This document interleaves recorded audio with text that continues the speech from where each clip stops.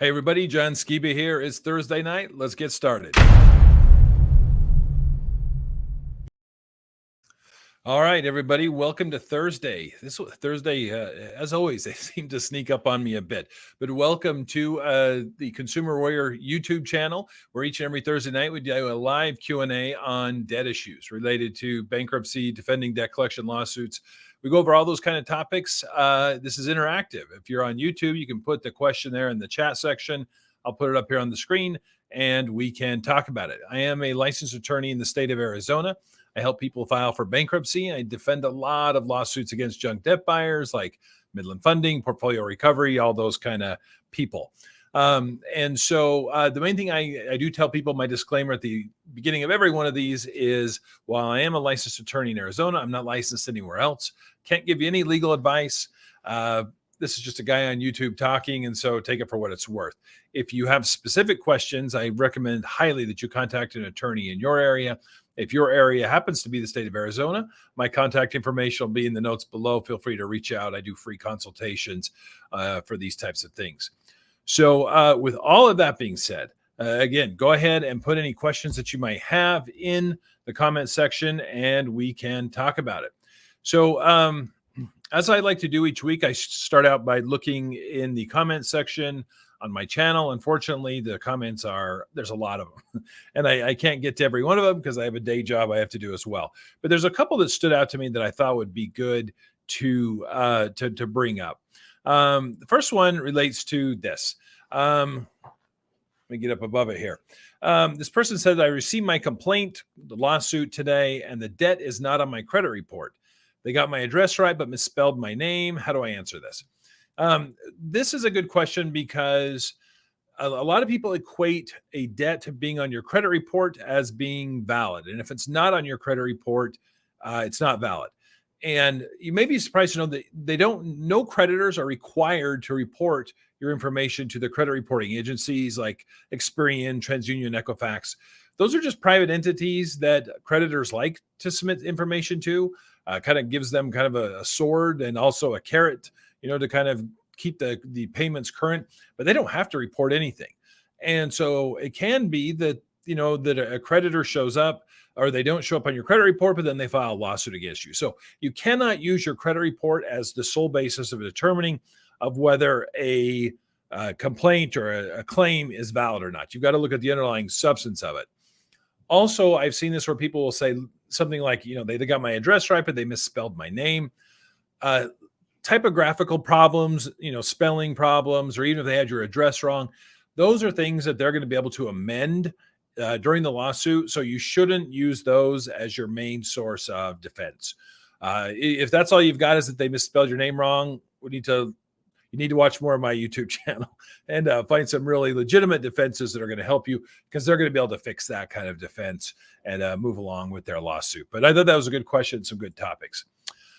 This next one talks about, it says, you talked about the importance, and this is a bankruptcy question. You talked about the importance of refraining from paying back any debts to friends or family for like a year prior to filing Chapter 7. Is there a petty amount that they don't care about?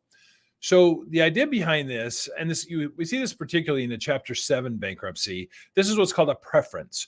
If you have a family member or a friend who's loaned you money and you're making payments to them, if you then have to file Chapter 7 bankruptcy, we have to report any payments that you made to that family member or that friend in the year prior to filing.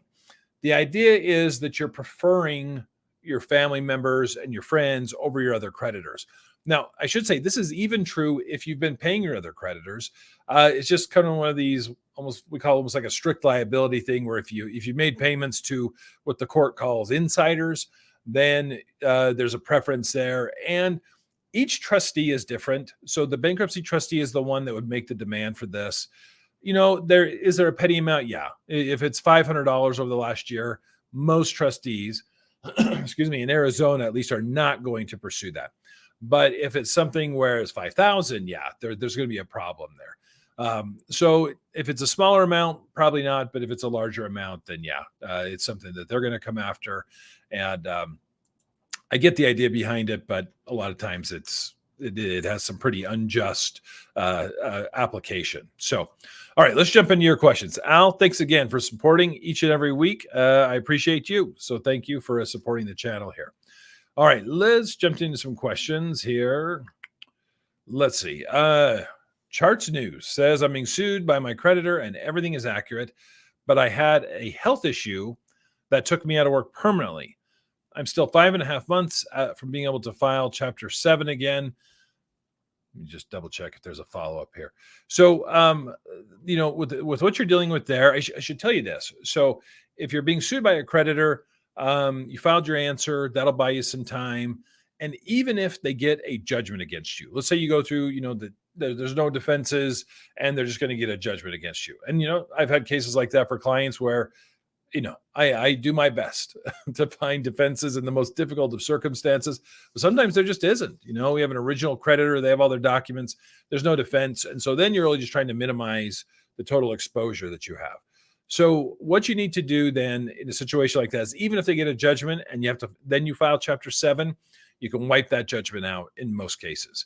So I'm not too concerned about that. If you're, 6 months, 5 months away from being able to file again, I would say you could focus on just going through the motions of the lawsuit. If they get a judgment, then just plan on filing once you get done. And if you're not working right now, then they don't have wages to garnish, and it makes it pretty tough for them to be able to collect on it. So, all right, let's see here.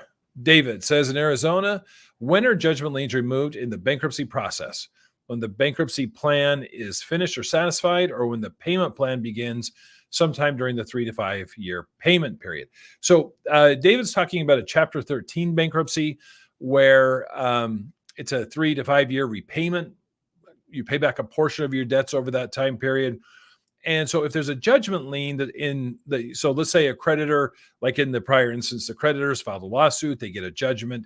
And then in Arizona, if they take that judgment and record it with the county recorder, it acts as a lien against any real estate in that particular county. Now, if that real estate happens to be your home where you live and you own it, then you have a homestead exemption, and it's possible to, in the bankruptcy, go in and file a motion to avoid that lien. So that can be done right up at the very beginning. There's certain criteria for it that I'm not going to go into now, but it can be done right at the very beginning. But there's kind of a separate step that has to be done. It's not just automatic. You have to file a motion to void that lien, and then you'd be good to go there. So, all right, let's see here. Jennifer says, what can you do if a prior attorney creates an invalid lien on your property for a frivolous lawsuit they started? I guess it kind of depends on why the lien is there, or what kind of lien. If it's like what David was talking about in the prior question, where there is a situation where they sued you and got a judgment against you, and then they've recorded it, that's going to be pretty tough because you'd have to figure out a way to attack the judgment. If the judgment's already been entered, the appeal time's expired, then you're kind of going to probably be out of luck. And it's really about negotiating a settlement to get it off there. If there's sometimes there's statutes and rules that allow attorneys to assert liens against certain property. That's something totally different. And so I don't, that one's a little bit tough and fact specific, and I'd probably recommend you contact an attorney specifically where it's at. And now Jennifer's going to tell me that it's in Arizona. I'm just joking. So that one's pretty fact specific. So we need to get quite a bit more information and be a little tough to answer here. All right, let's see what Randall has to say. Randall, thank you. I was going to wear the t-shirts today. They were literally sitting on my desk at home and I forgot them. So I apologize. I will get that done. I had Chase allow an automatic stay for 60 days to compel arbitration on August 17th for a client that on August 22nd, they filed a motion for summary judgment. Same guy, same firm. I would file a motion to strike. If I'm understanding it right, you had Chase allow an automatic stay for 60 days for the defendant to compel arbitration on August 17th for a client. Okay, these are your clients. And then on August 22nd, they filed a motion for summary judgment. I would file a motion to strike the motion for summary judgment, stating that there's been a stay to allow arbitration. If the court's allowing arbitration, then it needs to they shouldn't allow that summary judgment to go. And sometimes what I see is that kind of what you're saying here. They violated their own stay. Yeah, they didn't need to answer. The one thing that you got to be careful of, because I've seen this with courts, is sometimes things just get granted, if you're not on top of it. So I would make sure the court, say, hey, they shouldn't have done this, and make sure that they're getting that squared away. So, all right, let's see what this Chuck says. I won my motion to compel arbitration. Yes. Your arbitration videos are very helpful. Yes. There's a link here on the side. Shameful plug. If you want to check that out, I have a template and a tutorial on how to do that. However, I should get through the whole sentence first. However, the lawyer for portfolio recovery said that they are sending a hardship letter for me to complete. Is this a trap? It's always to be good to be wary of what they're doing.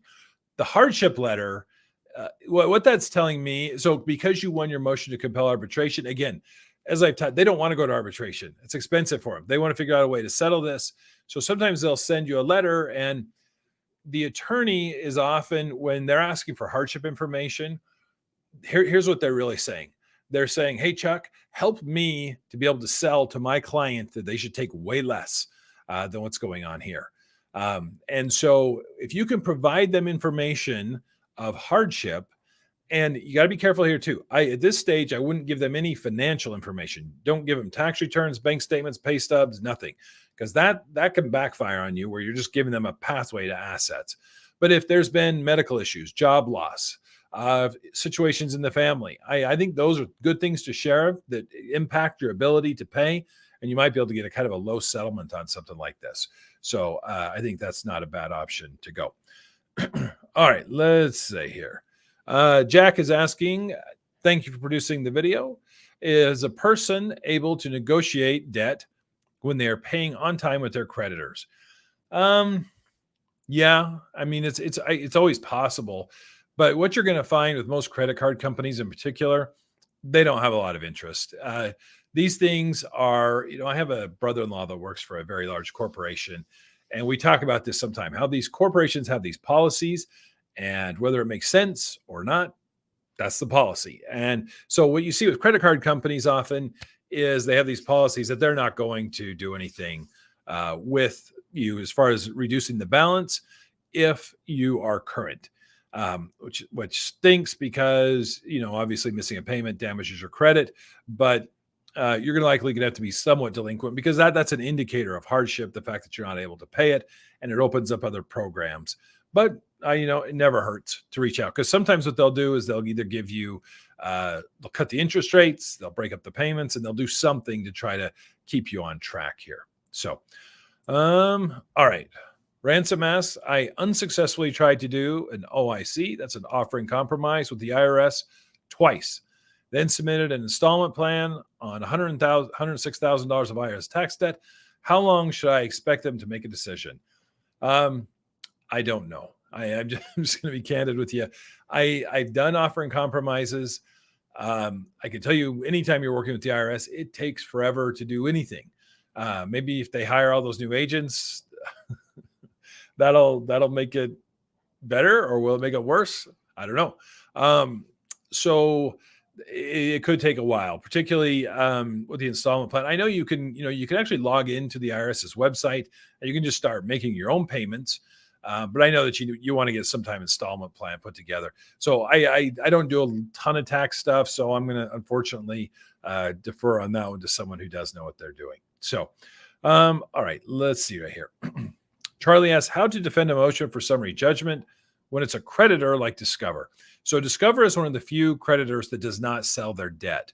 I don't see them, they're not like a Chase or Wells Fargo that usually sells the debt to some other party. So they sue on their own debt. I put some tutorials together. You can see them there again, the link is at the top. I did some tutorials on how to defeat like American Express and Capital One. They often file their own debt. With those ones, I often take a settlement approach, and I try to do it before the summary judgment stage. It is still possible to get summary judgment denied, because summary judgment is different than like going to trial. On those kind of cases, unless you have like an identity theft type of issue, you're going to lose at trial. You're just going to. They're going to have the witnesses, the documents, and it's going to be tough to win. So, but when it comes to something like a motion for summary judgment, That should only be granted if there are no underlying disputes as to the underlying facts. Often, the attorneys that file these motions for summary judgment, they do so on what's called an account stated theory. It's not just your traditional breach of contract. The account stated is basically saying, hey, even though we don't have like an actual contract between us, we can look and tell, the course of dealing between the parties if there is some type of, what the amount is, what the interest rate is. Basically, if we're showing purchases and payments over an extended period of time. Surprisingly, what I see with a lot of these debt collectors is they'll file a motion for summary judgment on an account stated theory, and they'll have like 2 monthly statements or just a handful. And one of them will be like a charge-off statement. And most of them, if you look at them, they don't have purchases or payments. And that is not sufficient to be able to establish account stated. And so you can put up a defense there saying, hey, there's questions that are just, a fact of whether this really was an ongoing arrangement between the parties. So, so that would be it. Let's see here. I don't know if these are all questions for me. I think there's some chat going on in the chat section. 7,000 gross monthly household of 2 in Arizona. Would that be too much income for a Chapter 7? Well, let me look on my handy dandy little consultation sheet that I do. If you're in Arizona and you're looking to do bankruptcy, I fill out one of these. Right now, this is today's September 1st, September of 2022. For a family of 2 in Arizona, you can make $73,262 a year. That's combined incomes for the whole household, or about $6,105 a month. That's gross before taxes. So you're, at 7,000 gross. If you were my client, I would say let's evaluate and see if you can qualify for a 7, because we can deduct things from that. You're going to deduct your taxes. You're going to deduct house payments, car payments, medical expenses. There's a lot of different deductions, and so you're not so high above it. You're only about $800-900 a month, and we could probably get you there. So that's something definitely talk to an attorney about. If you're in Arizona, you could, like I said, reach out. I'm happy to go over those numbers with you. So, all right, let's see what here. Charts had another one. Can I still keep my checking account with $40 in it, even if they do get a judgment on me? That will depend on the exemption laws in your particular state. So, for example, in Arizona, an individual $300 in an account, any type of account, is protected. It's exempt. If you're married, it's doubled to $600 is protected in that account. And so if they were to get a judgment and try to garnish the account, and there was less than $300 in there, like $40, the bank's going to tell them there's nothing above the exempt portion, so there's nothing that can be taken here. So I think that so you need to find out what that is in your state. If it's in Arizona, I just told you what it is. So it's the $300 to $600. And if your income, there's certain types of income like Social Security, that's completely exempt. You can have $10,000 of Social Security in there as long as it's not commingled with other types of debt or other types of income. So then it would be exempt as well. And they wouldn't be able to take that. So, all right, let's see here if we have some other questions. Let's see what Emmanuel has to say. I'm from Texas. A portfolio recovery is suing you for $1,400, Walmart credit card. The bank is Synchrony. I'm scared to show to court. My court date is next week. What's going to happen? I do not practice in Texas, so I don't know exactly what their court procedure is. Something I recommend is you could go down to the court. If it's going to be next week, if it's like, say, next Thursday, see if you can go down to the court on Tuesday and just watch how the court handles the hearing. I get having some anxiety about it just because it's new. You should know, sometimes in our minds, we go to the worst place. And I talk to a lot of people and they think, I'm going to go to jail. You don't go to jail over Synchrony Bank, Walmart credit cards. You don't. There's no jail. So at the worst kind of situation, if it was like a trial, they could find you liable and enter a judgment, and then they're going to leave it up to portfolio recovery to figure out how to collect it. It's not like the court, holds you upside down and shakes money out of your pockets, that kind of thing. It's, at the end of the day, you'd walk out of there with some paperwork, and then you'd have to figure out how to do it. So $1,400, it is what it is, but that's something that's more manageable. It's not like $50,000 or something where you could probably work out some kind of settlement. Often too, sometimes the court hearings, especially if it's early on in the case, They're really just going to give you some dates and hearings. So that's why I would go down to the courthouse, maybe see if you can sit in the back and watch some other hearings. They're open to the public, and you can get a better idea of exactly exactly kind of what their process is. All right, let's see here. See what Nathan has to say. How do you show good faith to pay a credit card or personal loan? If you're paying child support or alimony, then there's not enough money at the end of the month. Is there a dischargeable issue? If you're looking for, if you're, I don't know if you're looking for bankruptcy, if you're using that word discharge in a bankruptcy setting, it's one of those things. Sometimes I've only, so people will say sometimes, hey, I owe a lot on this credit card, but I want to pay $25 a month just to show them, kind of that good faith that you're going to continue to pay on it. I've only seen one creditor actually agree to that. They're Home Depot cards. Surprisingly, for a long time, they would accept minimal payments. I don't know if they still do. But usually you're still going to get a ding to your credit, and it may actually be extending out the statute of limitations. So if you think it's a long-term problem, I don't know if I'd always recommend that. That's something you got to be kind of careful with. It's tough because child support, alimony, those are what are called priority debts in most states, and they're going to be able to garnish in bankruptcy. They typically don't go away. And so it makes it tough. And that's not a real easy answer, to that one. So, all right, let's see if we have something else here that I can go through. Oh, sorry. Aiden, I didn't even see that there. Filed bankruptcy, can it affect my immigration case? This is a great question. I get this one quite a bit. And here at my law firm, Jackson White in Arizona, we have an immigration attorney, Pace Rollins. If you need immigration help, he's awesome. Pace, he and I have talked about this, and he said he has not seen that a bankruptcy impacts the immigration process. You do not have to be a citizen to file for bankruptcy. You don't even have to have a social security number. It makes it a little more for a few more hoops we have to jump through, but you can still file for bankruptcy. But he said, and again, this is something, particularly if you have an immigration attorney, talk to them. Things can be a little bit different, even though we're dealing with two federal laws, with the federal immigration law and the federal bankruptcy law. Check with someone in your specific area. But when I talked to him about this, because this comes up in clients that I'm working with, he said he has not seen it cause an issue. And I'm going to tell you, frankly, I haven't seen it cause an issue. I guess I should start there. I've never had a client come back and say, hey, that really screwed things up. But I always want, I don't want to mess things up. And so that's why I talked to him, and he said he hadn't seen that. Let's see what Jennifer has to say. Can you own a home and file for bankruptcy? Yes, you can. Here's the key. So secured debts with collateral attached to them, they are treated differently, particularly in a Chapter 7 bankruptcies compared to unsecured debts, credit cards, medical bills, all that kind of stuff. So credit cards, medical bills, they're discharged, they're eliminated in a Chapter 7. Having a home in bankruptcy, first of all, you have to continue to make your mortgage payment. If you don't make your mortgage payment, they can foreclose on the house. There's no free house. You got to continue to make your payments on it. Second thing, though, you need to look at before you file is how much equity you have in the home. So, for example, in Arizona, the homestead exemption protects up to $250,000 of equity in your home. And how you calculate the equity is you take the value and subtract what you owe on it, and that answer, the number there, that's your equity.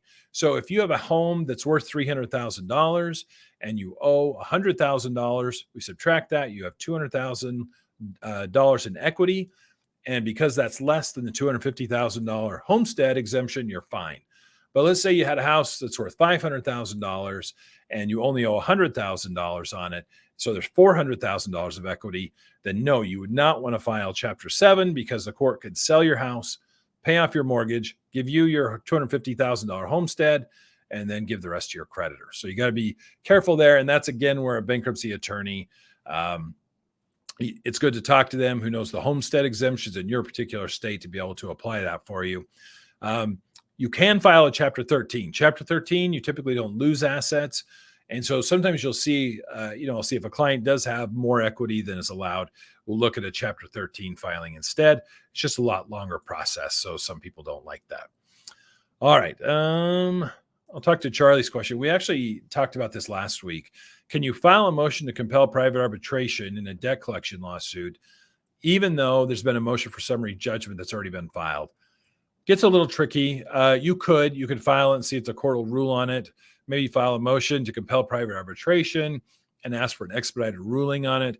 But you don't want to let the motion for summary judgment's deadline, the response deadline, to expire, because if usually in most jurisdictions, if you don't respond to a motion, the court interprets that as your consent and they will just grant judgment. So you've got to be careful, what you're doing there. So, all right, let's see here. Karina is asking, what happens in a case management meeting? Got my first date scheduled by the court. This will be from, different jurisdictions. This will be different from court to court. Case management meeting usually is kind of just what it sounds like. This is where the court really kind of tries to see what exactly is going on in your case, and they give you deadlines for discovery, deadlines to take depositions. They may talk about a settlement conference or mediation, and they may even give you a trial date. So it's really just kind of a housekeeping thing, and that's what it is. They just manage the case. Usually and they're usually not very long. I can tell you the ones I do, even in Superior Court, probably 15 minutes. Usually not that big of a deal. So, all right. There's a lot of questions we got through today, but I think we'll call that good for today. But hey, I appreciate everybody watching. If you haven't subscribed yet, please subscribe to the channel. We're putting out at least 4 to 5 new videos a week. We're doing some shorts, some of the other types of videos to try to address a lot of the questions that we get. And tune in each Thursday night. I try to make it here and we can go over these questions. And again, highly, highly recommend, if you need specific legal advice, contact an attorney in your state. If you're in Arizona, contact me. My information will be below. I'd be glad to see how we can help you out.